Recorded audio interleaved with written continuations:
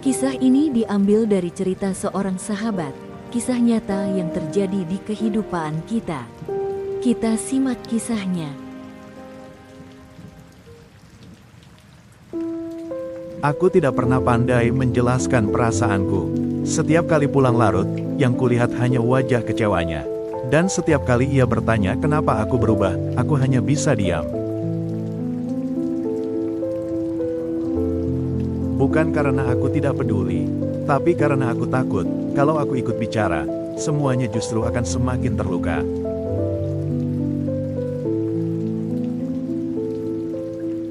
Tidak ada yang tahu, sebelum membuka pintu rumah, aku sering duduk sendiri di dalam mobil. Menarik napas panjang, mengumpulkan sisa tenaga, supaya saat masuk, aku tetap terlihat kuat.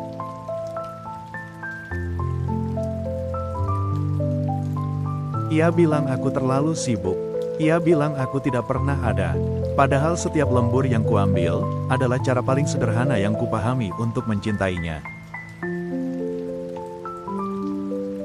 Sampai suatu malam, ia mengatakan sesuatu yang tidak pernah siap kudengar. Ia merasa sendirian, dan mungkin, itu salahku. Aku lupa bahwa cinta bukan hanya tentang bertahan, tapi juga tentang hadir. Hari itu, ia memintaku pergi.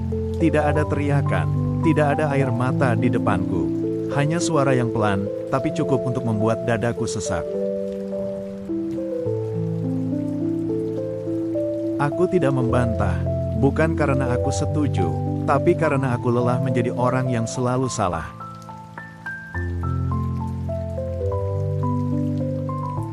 Saat melipat pakaianku sendiri, aku baru sadar betapa sunyinya rumah ini nanti. Aku berdiri di depan pintu cukup lama, menunggu, mungkin ia akan memanggilku, mungkin ia akan menahanku. Tapi rumah itu tetap diam.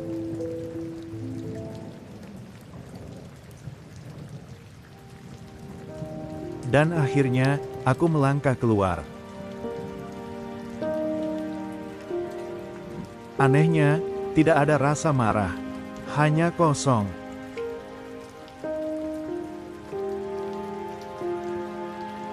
Aku tidak tahu, apakah ini akhir, atau hanya jeda. Karena sejujurnya, aku masih mencintainya. Tapi mungkin, kadang cinta saja tidak cukup jika dua orang terlalu lelah untuk saling mengerti. Tapi kita tidak tahu apakah ia menangis, atau hanya diam.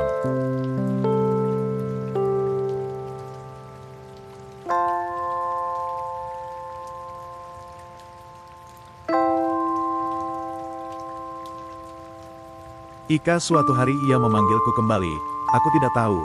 Apakah aku masih berdiri cukup dekat untuk mendengarnya?